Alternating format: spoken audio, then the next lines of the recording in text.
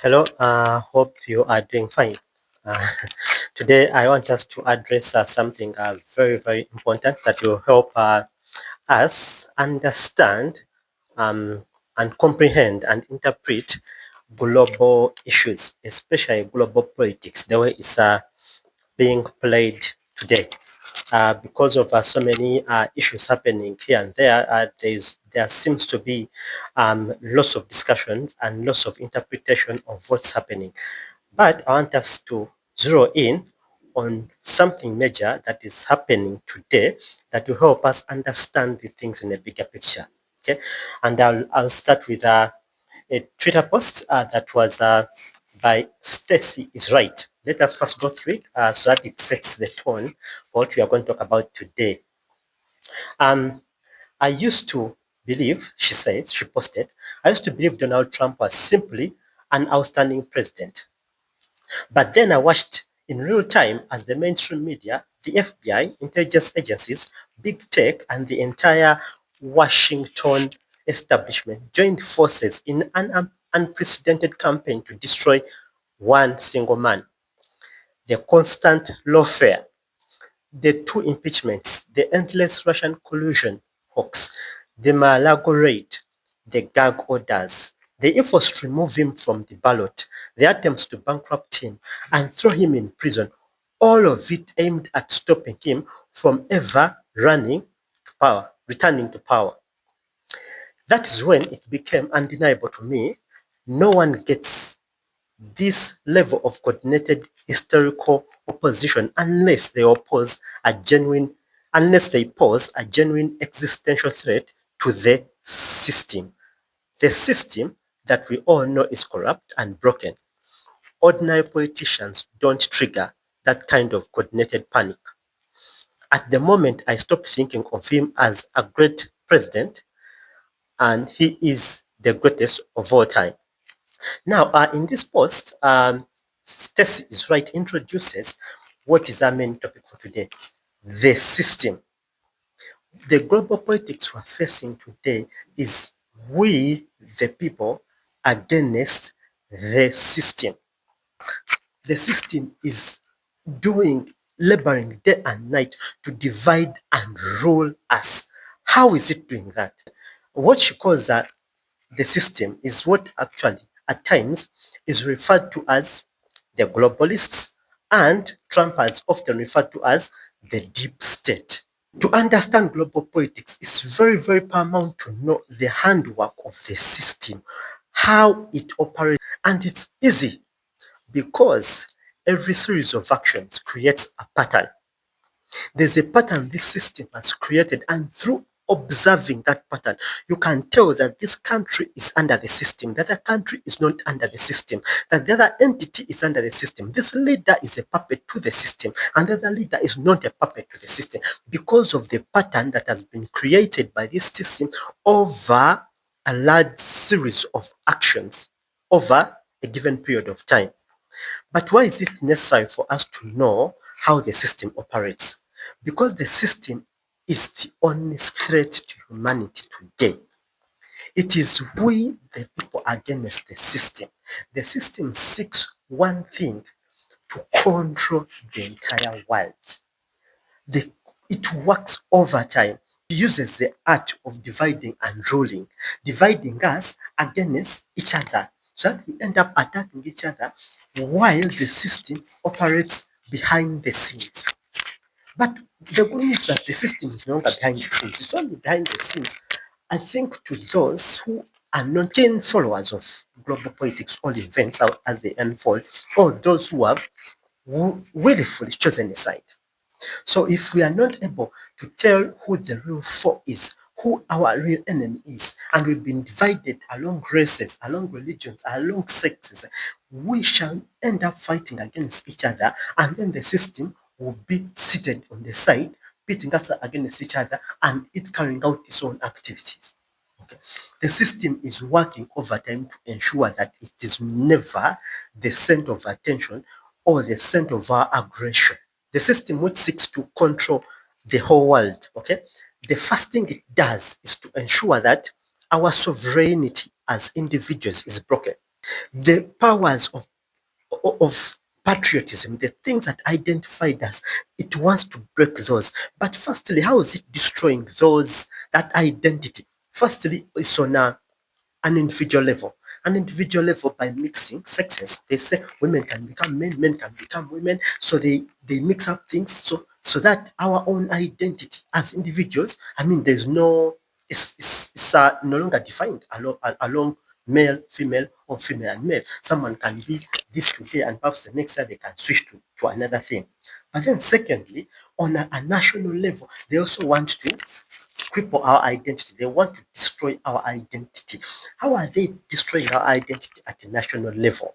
They want to destroy our identity at a national level through one major thing: open borders. Open borders whereby there is unrestrained influx of immigrants from wherever they are coming from. And it's not only from third world to the developed nations, even amongst the third world nations. They want an influx of immigrants from wherever they are coming from to enter various countries so that boundaries and identities of countries are broken. They exist no more. Why? Because if an immigrant walks into a country, they don't have the same attachment as a native, as a local. If anyone wants to take over that country, do you expect that immigrant to lay down their lives for that country? Unless they are bought into it. And then you also find that most of these immigrants, there's what they are calling multiculturalism. So most of these immigrants are not even um, told to assimilate. No, they are not encouraged to assimilate. They are told to retain their own cultures inside a new culture that they have just gotten into. That's not true immigration, that someone has migrated to a country and seeking, better opportunities. No, that's an invasion. That's trying to usurp a given identity so that you find that in a given locality that perhaps used to worship in a certain way, that perhaps used to speak a certain language, but that perhaps held certain things as sacred to them. When there's an influx of these so many immigrants, for them they don't know that. They come with their own culture. They are not encouraged to assimilate. And then all of a sudden, all this identity that was once, esteemed by the natives is desecrated. It exists no more. So when the identity on an individual level is attacked, your identity on a national level is attacked. What then remains of that country? When the enemy comes in, this system comes in and wants to take control of that country, who is going to fight for it? A country without an identity. All his identities scant here and there. Without people who can stand up and fight for it. Understand? So in a way, that's why they're sponsoring mass immigration unrestrained. That when a leader stands up and says, "No, I'm putting an end to this," they start to attack him. No, the USA was formed by immigrants, by illegal immigrants. So what if it was formed by immigrants? Should we then open up our own borders to every hoodlum that walks in here?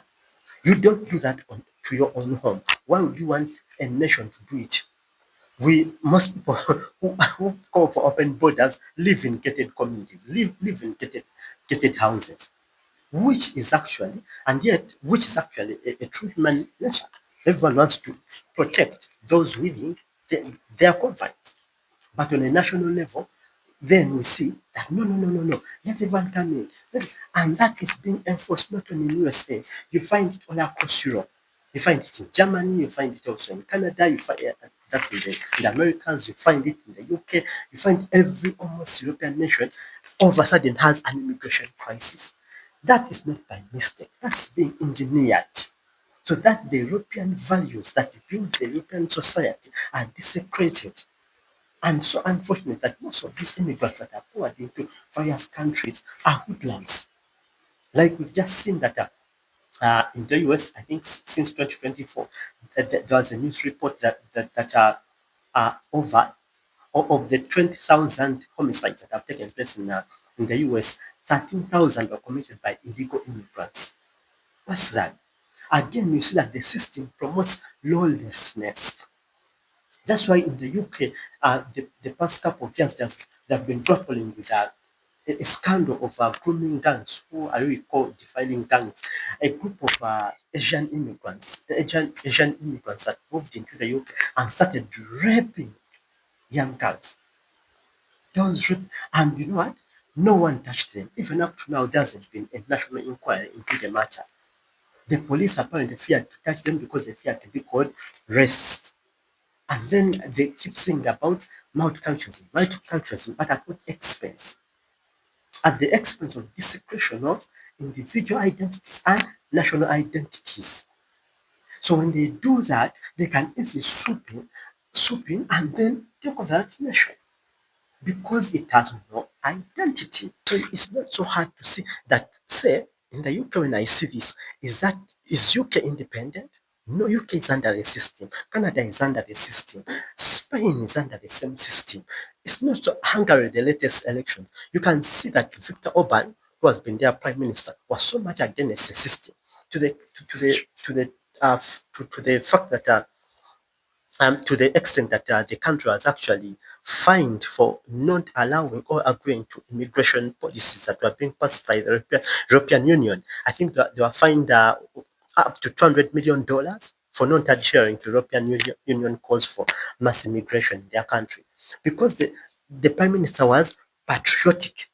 He was putting his country first, just like Trump is. But these globalists or the system wants to open borders, no country first. We are all globalists. We are all one community, one global community, one global, so that they can easily get everything under their control, all nations under their control. You can't get all nations under your control if some countries are still singing patriotism. They are still seeing themselves independent. Now, if they have gotten a cluster like Europe, they want every country in Europe to be under the control of the European Union, to adhere and bow the knee to the European Union. Now, Viktor Orban wasn't for that. And therefore, he was a persona non grata to them. Hence, they waged a serious campaign against him and they won. He has just lost over the weekend. But it's not so hard to tell the leaders that have bowed to the system and those that have not bowed to the system. Those that have not bowed to the system are always persecuted. The media is always against them. The biggest example is Trump. Viktor Orban has been one of them. Nayib Bukele of El Salvador is one of them because he has fought lawlessness in his country, turning the country from one of the most insecure countries to one of the most secure countries in the world. You get. Then there is Javier Milei of Argentina. Of course, there is the former president of Brazil, Bolsonaro, the conservative president, who also. No, that's another classic example. Whatever they did to Trump, they did, I think, also times 2 or 3 or 5 to Bolsonaro, to the point that they even banned him from politics up to 2030. So that he was not on the ballot. You get what I'm saying? And again, to Trump, you see that they even wanted to assassinate him. The lawfare against him, the fake impeachment, the Russian hoaxes, they pile up all these cases against you. There is the former president of South Korea, is it? South Korea, who also, former president of South Korea, Yoon Suk Yeol. I hope I got his pronunciation. All right, that one was sentenced to a life imprisonment on charges of insurrection. You remember insurrection, the January 6th, which they also tried to slap on Trump? It's the same they slapped on Bolsonaro of Brazil to ban him from participating in any active politics till 2030. This one of South Korea, for them, they gave him a life imprisonment. Is of course appealing that. But you see what? Whoever stands up against the system comes up against them with might. They want to kill them. Trump was almost assassinated.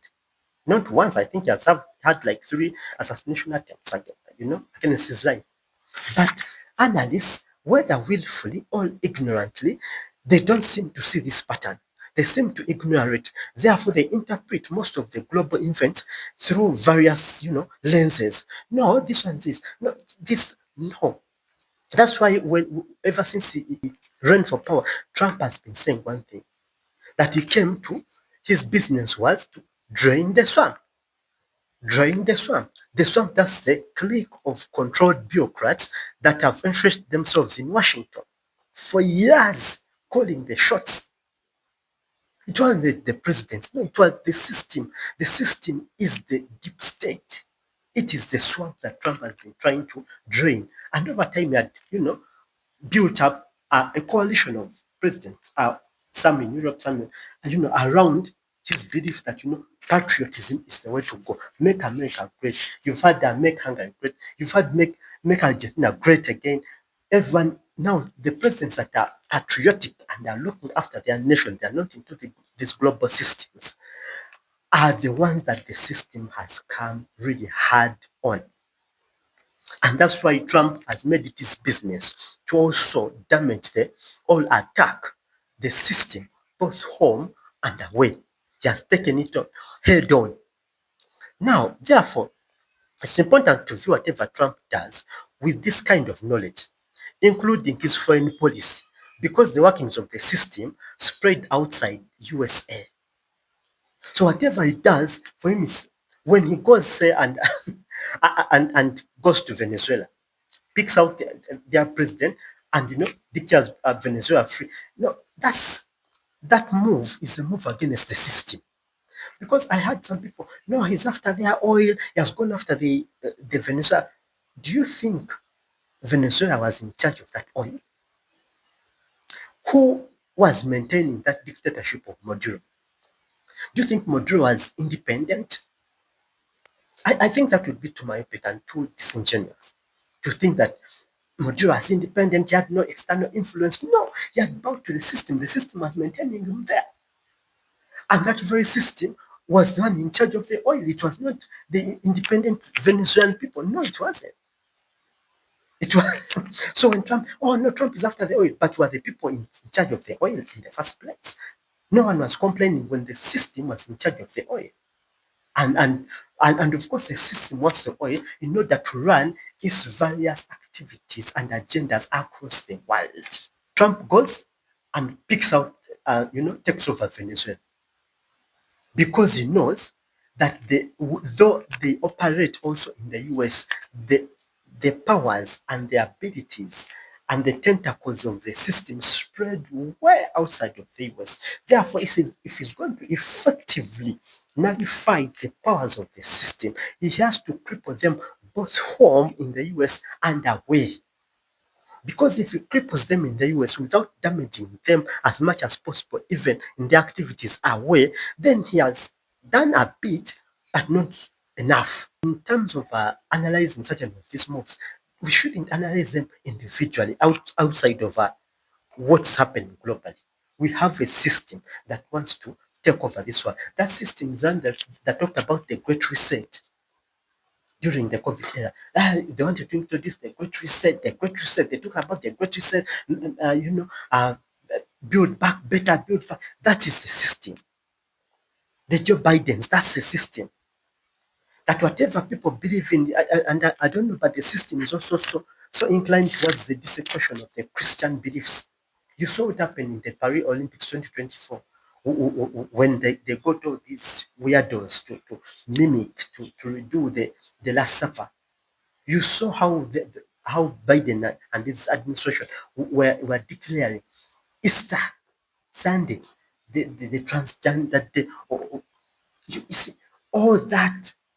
What is the culture? What is the domineering culture of this country? If it's Christianity, they will come against it. Moving to the latest Iran. Again, for me, I don't see it in any different from a war against this system. We shall step back. The Iranian Revolution, which is also known as the Islamic Revolution of 79, which ushered in the Islamic Republic that brought in the Sharia law and all that in Iran. Do we really think that was an organic revolution? Do we think that the Ayatollah has been able to maintain his stronghold on a nation like that, dictatorial as it was, suppress any dissent, any demonstrations, suppress them, kill as many people as he wants without any international outcry? Do you think that has been possible without the support of the system? No, of course, the system has been in support of that. Whatever the exchange has been, it's so obvious that he's been in charge, he's been in the palms of the system. He's been working lockstep with the system. The system never had an outcry when demonstrators were shot and so many killed. I don't know. I've had estimates to the tune of 30K to 40,000 people. Those are the recent riots. How it turned a liberal country into one where even not wearing the headscarf properly qualified a woman for a death sentence. And you know what? Yeah, besides a few posts here and there was no general outcry. Why wasn't there a general outcry? You think for them they are independent? you think you think that for them they are independent, doing their things on their own? The system is just hands on off them. No, that's why when Trump goes and dismantles this system or this regime in Iran, who cries the most? The system cries the most. How does the system cry? It cries through its puppets. You see puppets all over EU, what condemning, condemning, condemning. Which puppets never said anything when this regime was slaughtering its own citizens. Now, when Trump goes and hits the regime, oh no, no, no, what? No, starting the World War III, humanity, international law. But when the system was killing its people, no one cried. That shows you where who was supporting this regime. If you think this regime walked in there or on goodwill and organic rights, people were tired of the Shah, whatever. Please, we lie to ourselves. And then perhaps we need to also know how come we've been so lied to. How come so many people have been so lied to? I've said that some people perhaps they don't know the truth. They've been lied to. Some they have really chosen a side. They're on one side and they don't want to know anything else. But mainly, so many people have been lied to because, again, the system runs much of the mainstream media houses that, many people feed on. So the system controls the narrative. The system controls what you are going to see, how you're going to see it, how it's going to be packaged. The system dictates what you're going to hear. And the system has gone even outside of the confines of the mainstream media. It even has several influencers under its grip. It has several so-called independent media under its grip today. So now you find that you haven't heard about this so many things because the system has been able to shape the narrative, shape your opinions by shaping what you feed on, how it's delivered to you. It shapes for you who the enemy is and who the victim is. That's why in most cases you find a victim has been turned into the enemy, and the enemy is the victim. People who keep shouting death to America, and now you find Americans supporting them. They've shouted death to America for decades, but now America is supporting them. You know what? Do human rights, human. Why? It's because someone has been fed on certain lies. By who? The system. This is how the system operates. But when you know how the system operates, you can easily tell that the system is done in charge here, the system is done there.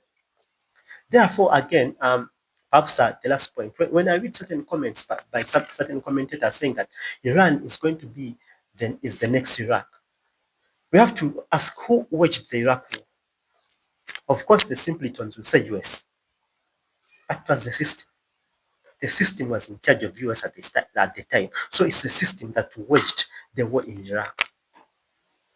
Also, who's waging the war in Iran? Who has attacked Iran? It's not the system. That's why the system is crying out. So if you cannot establish the workings of the system from the workings of individuals, then you can't fully understand or interpret these things. Because people think the Iraq war is the same as the Iran. No, the Iraq war, that was a system. The Afghanistan war, that was a system.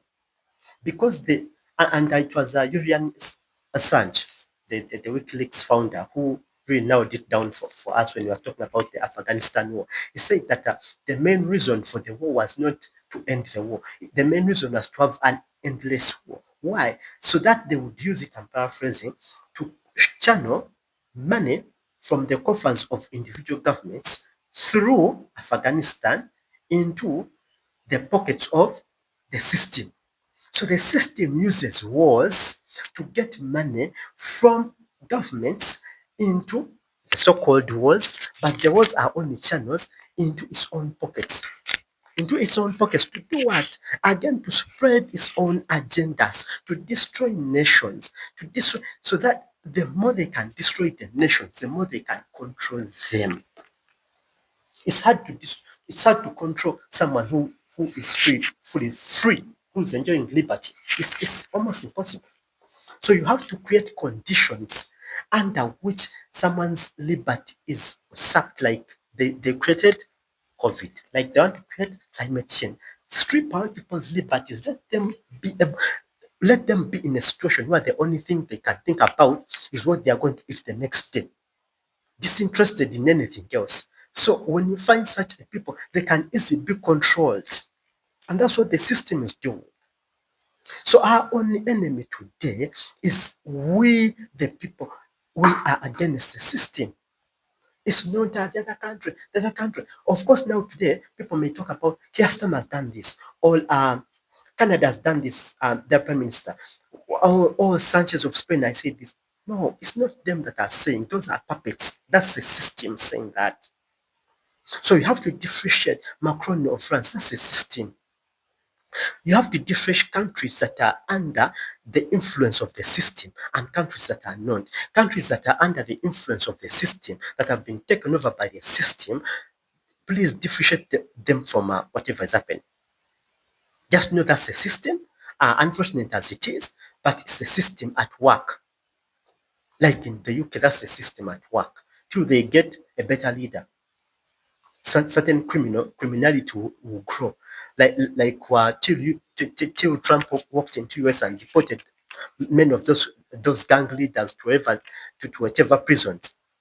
Again, crime was running rampant. Okay. But he walked in there and tried to rectify the system, dismantle the system that was established in place, establish law and order, and the untold attacks. Whatever is happening in the world today, please view it in, is this the system? Are these the globalists? Is this the deep state?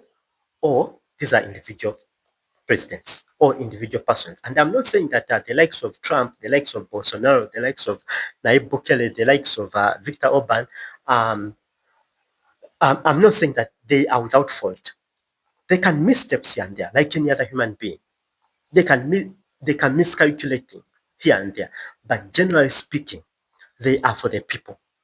They are up against an untold tide. And that's the system. They are up against the deep state. They are up against the globalists.